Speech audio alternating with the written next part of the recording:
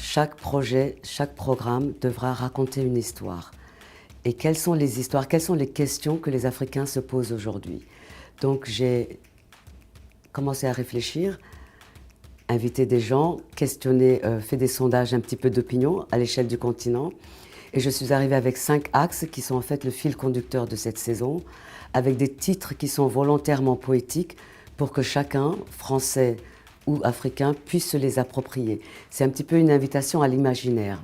Donc, par rapport à ces 5 axes, le premier, c'est pour questionner l'oralité augmentée, à savoir la diffusion des connaissances à travers les réseaux sociaux et les innovations technologiques.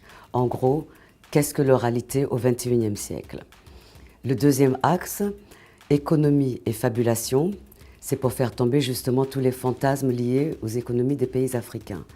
Donc là, il s'agit de questionner la redistribution des ressources, les flux financiers qui ne sont pas bancaires chez nous et la question de l'émancipation économique.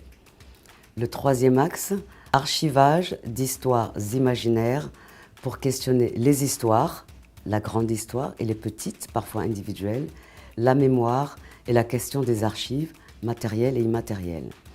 Le quatrième axe, fiction et mouvements non autorisés pour questionner la circulation des personnes, des idées et des biens et la notion de territoire, qu'il soit physique ou mental.